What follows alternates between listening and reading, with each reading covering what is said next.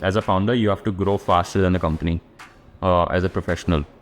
So if you're not doing that, then probably you're not the right fit for the job, and probably you'll have to go to the market. So yeah. So just keep pushing yourself to move faster than, like, for example, if we're at X million today, what a CEO will look like at 2X million. So I should start preparation for that right away. What all decisions I'll be taking at that number, what all decisions I'll be taking at a $1 billion ARR, something like that, right? So yeah, so moving few steps faster than the company, I think that's important. This is the Business OS, a conversation powered by JustCall, dedicated to giving you the tools and knowledge needed to win your business. Hi there, welcome to the Business OS. Our guest today is a man who started a business or two in every decade of his life, starting right in his teenage years. Inspired by the OG Sabir Bhatia, he discovered his passion for coding and really building products in school, and had already made his first sale by the time he graduated college. Sure, he may have started his official professional career at an investment bank, but it took it just 3 months for him to realize that the salaried life was not for him. Since then, it's been entrepreneurship or bust. I'm so happy to welcome for this very first episode of the Business OS, lifelong entrepreneur, obsessive tinkerer, and my boss, CEO of SaaS Labs and JustCall, Gaurav Sharma. Gaurav, welcome to the show. It's so good to have you here. Thank you, Kushal, and thanks for that amazing intro. I'm going to be using that here and there for sure. Awesome. You've obviously built and sold enough companies to really retire to the Bahamas or any other destination of your choice. Why keep doing this? Yeah, no, absolutely. I think, and this question actually came to my mind just after selling the second business back in 2015. Uh, but I've always been, so I never started any business with the idea of making a lot of money. It was always, and whatever business I started with the idea of making money, I think they never worked. Whenever the business got started with a genuine excitement about an idea, I think that business always sort of worked. So it's primarily driven by this whole excitement about you building something out of nowhere, like, because I used to write code and I'm still writing some code on the weekends. You start this blank page and then you start writing something on it, and then it starts working and it starts solving some problem, or people start finding it very useful. And these people are not affiliated to you, like they're very unknown people of one of those 8 billion sort of folks, right? And you have never met them, and somehow you are impacting their life, being a part of their life. And that feeling is, I mean, you cannot match that feeling by anything else. So yeah, so that's what keeps me going. I guess I'm no business owner, Gaurav, but I feel like that's a really solid reason, to sort of keep going in a journey and building things for people, right? And just the sheer impact that you'll be driving with what you're building. So I think that's super powerful. You are, of course, famously an advocate of bootstrapping, and that really runs counter to the growth at all costs sort of mindset that we see with a lot of VC run businesses as well, or something that we've seen with many major unicorns over the past few years. Did you ever feel like you were missing out on aggressive growth by not having that growth at all cost sort of mindset initially? Sure. No, I think it's a 100% function of your mindset, like what exactly you're trying to build. Because I always believe that business is all about generating value where the cost price is lower than the selling price. Simple as that. And just growing without having an eye on the health of the business and the quality of the business. I never sort of fell into that, and partly probably it comes from having like two successes before. So it was never a financial sort of game for me. So it made it slightly easier to not to think about that and just work upon building something high quality kind of business where the fundamentals of business are intact. The other thing that sort of uh, I mean, it's the kind of learning that you sort of get over a period of time, that all the paper valuations are nothing till you sort of make them sort of take the company public or sell it off. Only then you'll realize that paper sort of big numbers. And also having that 3 months of experience in investment banking, I also know like how real or fake these numbers and valuations are. So it's better you build something. If you're spending a lot of your time into it, like just better build a good business that generates actual value for you and for your colleagues and everyone. So yeah, so I think it's yeah. So it's a mindset thing. People can have different mindsets. Fair enough. And I think focusing on creating value above all else seems like, the best North Star really to have. I'm curious though that JustCall and of course SaaS Labs have been VC funded in recent years, right? Has it been easy enough to sort of have the same alignment when it comes to mindset and value creation with our VC partners as well? No, I think okay. So why this shift from bootstrapping to VC in the first place? Um, so another reason for me to keep pushing for bootstrapping is like you're taking someone else's money. Although the VC question is different from a debt, but still, I mean, probably this comes from the upbringing itself that you don't like taking money from someone, or if you are taking that money, you have to give it back. It just comes from the values that you've got from your family, right? So that was another probably reasons why I didn't take the money or bootstrap the business for the longest period, like almost 4.5 years. Um, so I think the right time to raise capital is when you have this engine ready where you put X amount of dollars and it generates more than X amount of dollars, or at least generate that kind of value which is justifiable.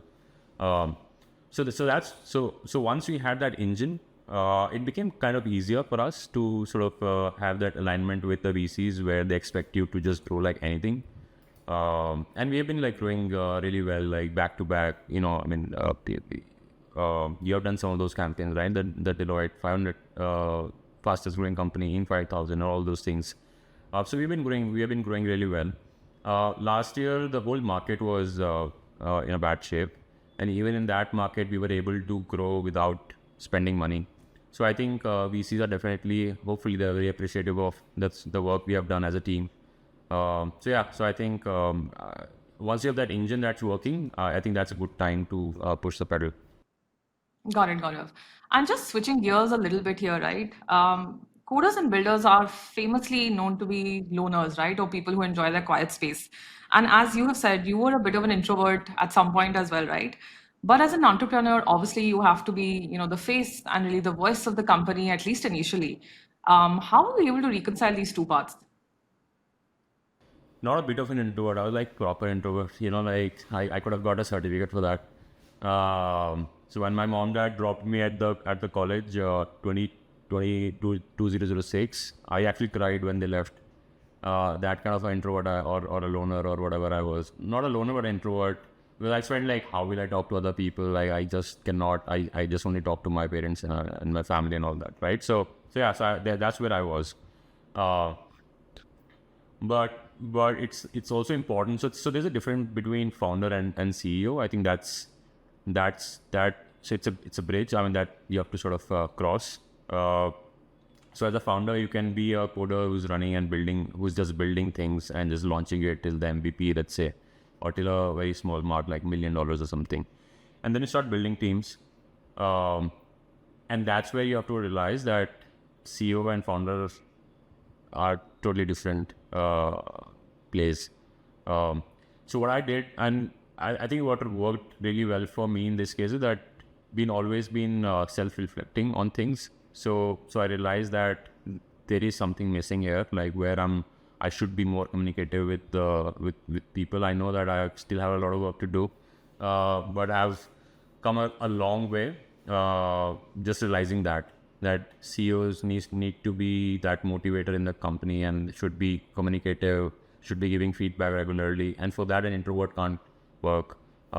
So I always admit this to anyone I'm sort of talking to about this topic. Like even today, I'm still that introvert, but because my job calls for being a bit more open, so I have to work upon it. So it's a muscle building process. You go to gym every day and build a muscle.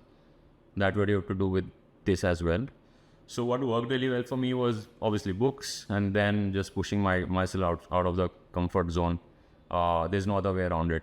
You cannot hack it by hiring someone to do this job. You just cannot delegate CEO's job to a non-CEO, or you just hire another CEO, right? Very fair points, Gaurav. And I think, thinking of building up a communication muscle really as just as, working out in the gym, for instance, right, for our physical muscles, I think that makes a lot of sense. It's actually a muscle that you need to exercise and build up over time. I think you said something really interesting, right, which is that there's a difference between a founder and a CEO. And I'd just like to dig into that a little bit more. You obviously come from a builder's mindset, right, where you wanted to build a business yourself and code and create value, and you've done that indeed. What made you decide that being a CEO was also the right path for you, and that's the path you wanted to also go on? It comes from the whole drive and the motivation to build this organization into a huge organization.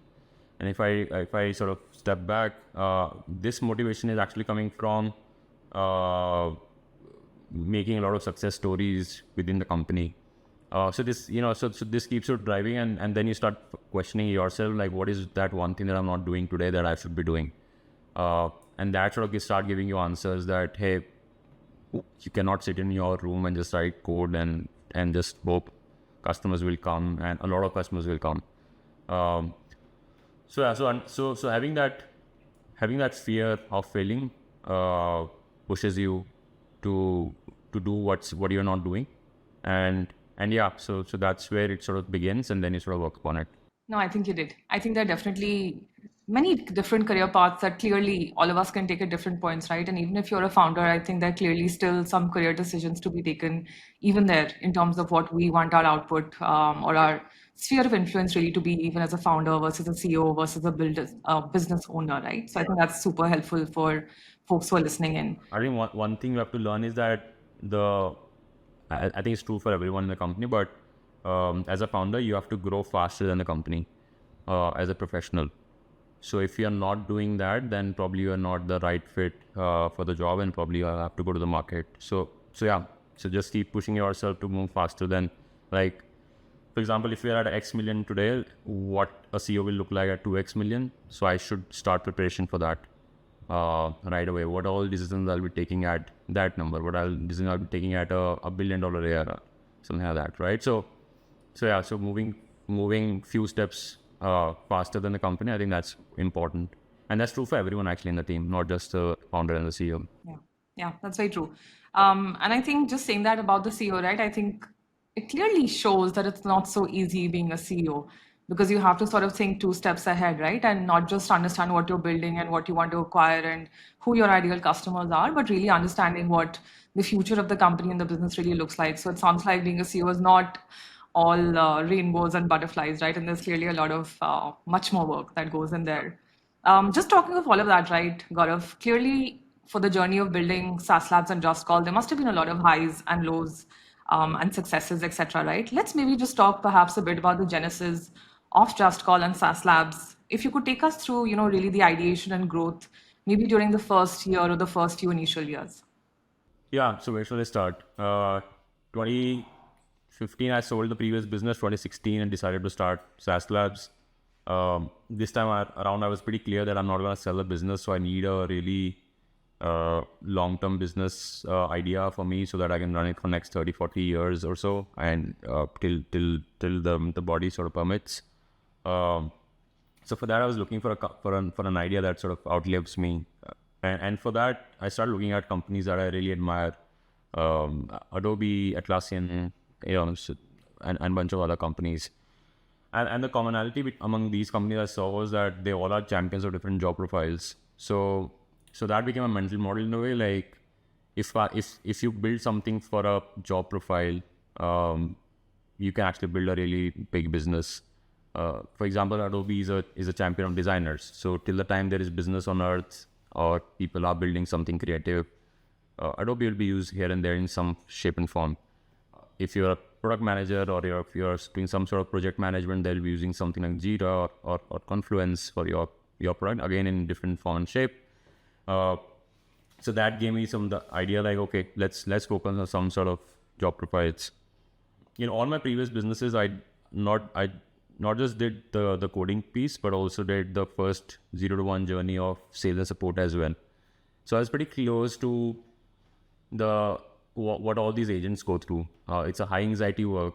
The SMBs, especially the SMBs, don't the agents in the SMBs don't get the right tools to do their job and everything, right? So that became like the idea for me, like, can we solve for agents who are working in the small businesses and give them the right tools so that we can help them get better at their job, if we can help them lower their anxiety as well, because it's a very thankless kind of job.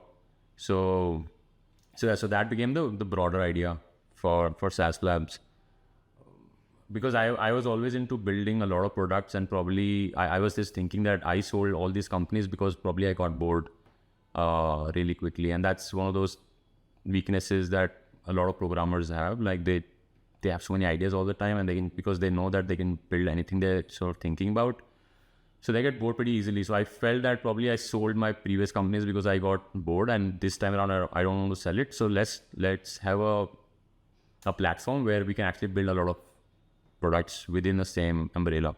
So that's why SaaS Labs became like a multi-product company from day one without a single product. And then JustCall happened, because JustCall happened. Why? Because again, we were trying to solve our own problems. So under SaaS Labs, we built a couple of tiny products, and just to bootstrap the business, to support the business. And to grow those businesses, we needed so our salesperson asked us like, hey, can you give us an international number or US number so that I can just double the sales? And we got this person a Skype phone number.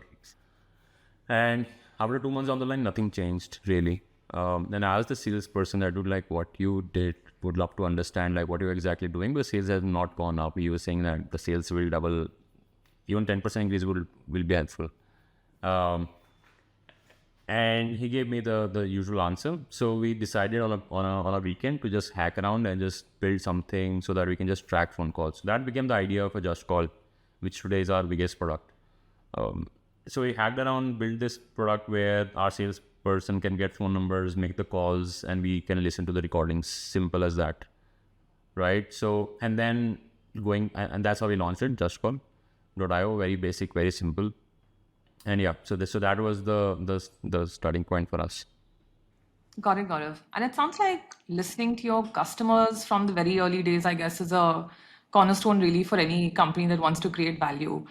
But that definitely cannot get easier as you scale, right? Because initially you're probably working very closely with customers themselves and building directly with them.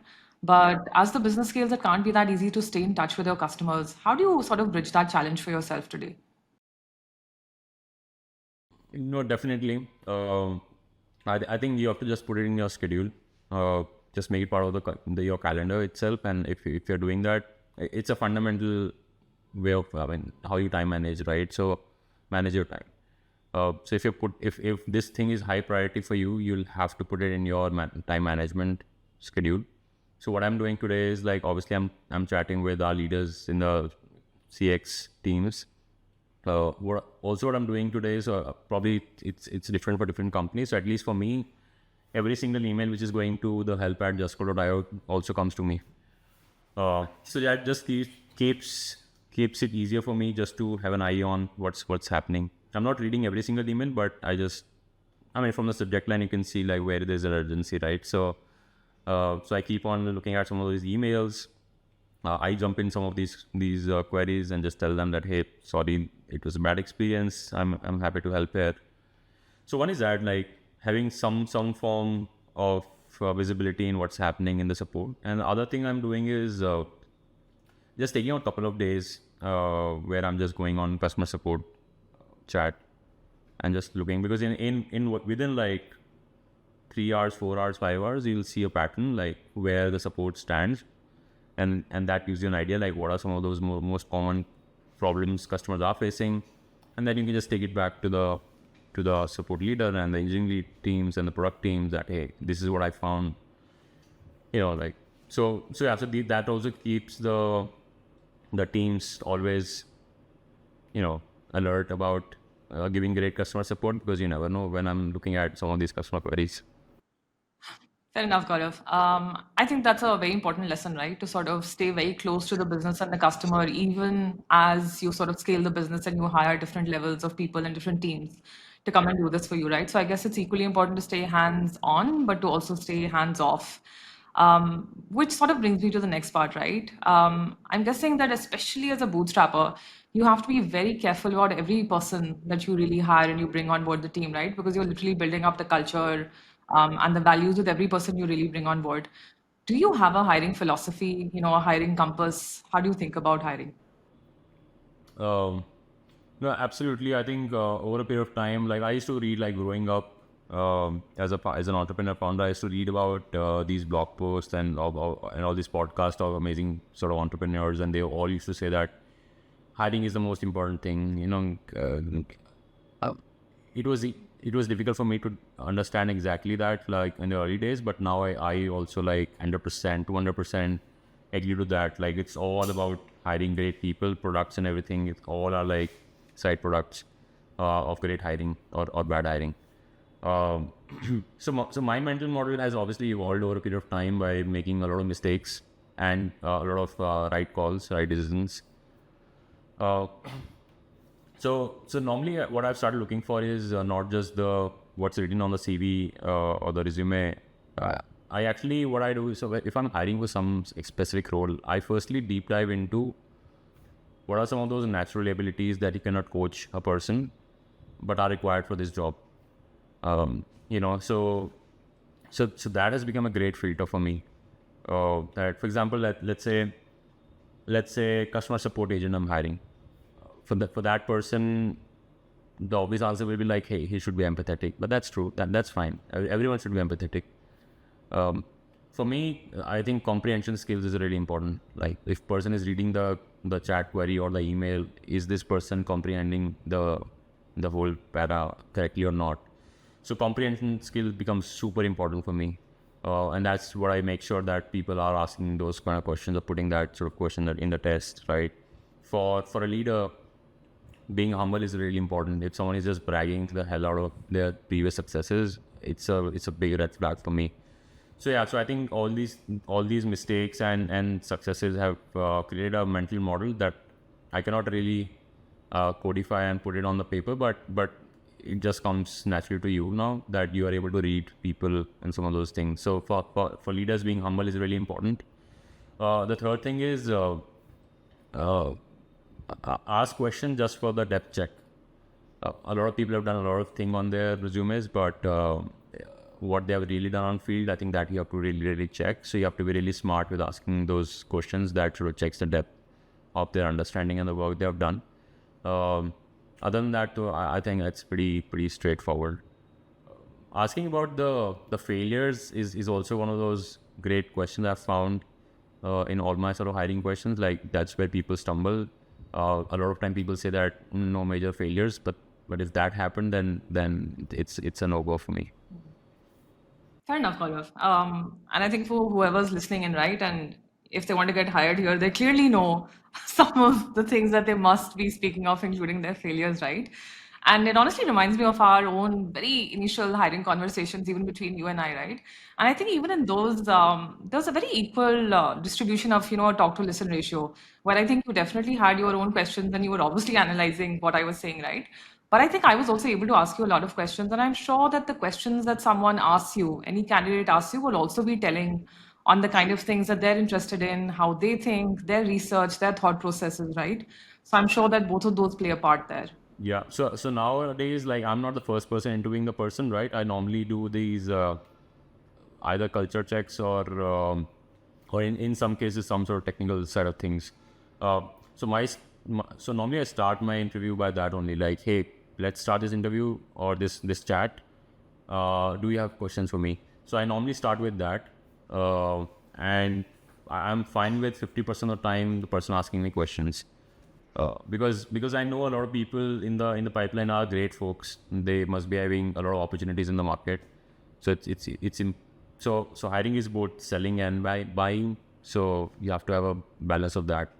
So yeah. So that's also one of the roles of the CEO to sell the opportunity to a lot of great talent in the market.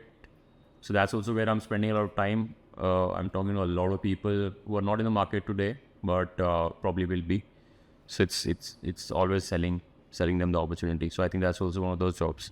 Yeah. And I think, Gaurav, Clearly, communication, whether that's with customers or prospective candidates, employees, investors, that large universe clearly is, a large part of the work for any CEO or founder. And, having worked closely with you, I've obviously seen you put a lot of stake on communication and really over communicating overall as well. And as you've said multiple times, even engineers here at our company need to be good communicators, right? Why is communication so important for you to begin with? I think communication is really important for first. So no one can build a whole business alone and right? Single-handedly. So you need a team to build everything, and for team to work together really well, they should all be on the same page. Uh, Even if they agree or disagree, but they should be committed to something they have to achieve together. And that's where clarity of thought is really important, like where exactly we all stand. And that's where communication plays super important role. So communication can be used for obviously clarity among the team members, but also a lot of times what happen, like when company starts growing, there are so many levels in the company, and a lot of chatter happens at the leadership level, and the why never reaches to the folks on the ground or in the field, right? So missing that why is the biggest problem a lot of companies face with respect to alignment. People are okay to do the job. I mean, but if you're not telling the why, then they'll do a half job, or they just don't do it, or they'll just question the the decision itself, right? So this is what I've learned, like how to make sure that why reaches to everyone, because it becomes really easy for you. So a lot of times there's a lot of change management you have to do in the company. That's again, you don't have to just tell them that what is required to be done. You have to also tell them why we are doing this thing, right? So because we faced this problem after our Series A, when we raised our Series A, so coming out from bootstrapping to Series A funded VC sort of funded company, and we got some people from outside, from the leadership point of view. I didn't do a great job at communicating and combining the two. So they became two kind of companies in our company itself. It was like pre-funded bootstrap company folks and the folks who came out after the funding. The pre-funding folks or the bootstrap folks were like, hey, we have built everything there and we know everything, right? And the people who came after Series A, they were like, great job, what you have done, but we come with experience, so we know more things, right? So I think that's where communication was really important. Like I should have done some decent job at. I should have done that actually to tell the bootstrappers, the bootstrap folks, that hey, amazing work we have reached here, but probably we are lacking these things, and that's why we're gonna be going to the market. It will be a great opportunity for you guys to understand and learn new things and grow as a professional. And to the incoming leaders, I should have told them that we are not going to do an organ transplant here. We'll be doing surgeries first.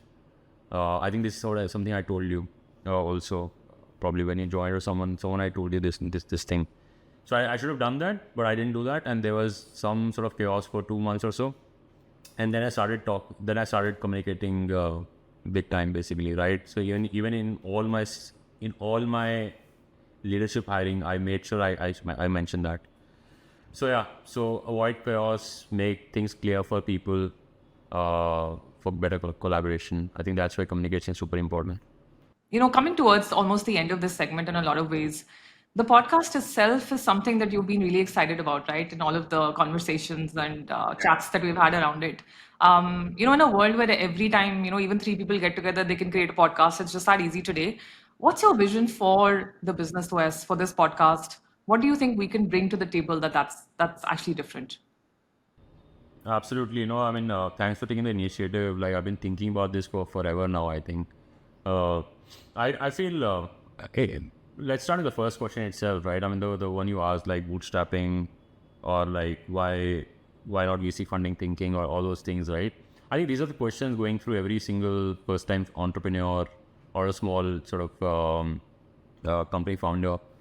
I meet so many founders at different events and everything, and a lot of founders reach out to me for investment, and I can clearly see that there is a clarity piece missing in the market today, where from the content piece, there's a lot of playbooks available in the market, but I think playbooks don't sort of really work. we need to make it. We need to just give people some ingredients to create their own mental models. Playbooks won't sort of work for everyone. So I think I look forward to this podcast series as basically helping you build that mental model for themselves, which is different from giving you an easy way out. So I think that's definitely one. Second is like a lot of most of the podcasts are all focused upon very small segment of the whole business, basically, like which is like tech only. We really want to make it. There'll be a good amount of tech folks involved here, or like startup or software kind of folks involved here. But we really want to make it a slightly bit open and talk more about the business building piece, which can be true for every single industry, not just the software industry, right? So I think that because if you go to market lab, you won't see a lot of podcasts or content around running, I don't know, a franchise business. In Detroit, let's say. So I think that there is a void there for sure from Gap perspective. And the last one is like just sticking to our own DNA, where we believe in building a good high quality business without any BS, basically. Am I allowed to say BS? Yes, you are. Yeah. Okay. Yeah. So I think we'll keep it very simple, first principle. That's the whole idea about the podcast. What I saw missing in the market, we had this chat, and here we are. Awesome. Thanks so much, Gaurav. And I think, really, if I had to sum up a lot of this, it clearly sounds like building a business is not always easy. It's not always sexy. It's not always pretty. And there are a lot of things that clearly, business owners go through that they perhaps don't even share very openly, right? So I'm hoping this podcast, this forum is the place where we're able to get people together and talk very, very transparently about their learnings, their experiences. And that's how we're able to really sort of help each other as well.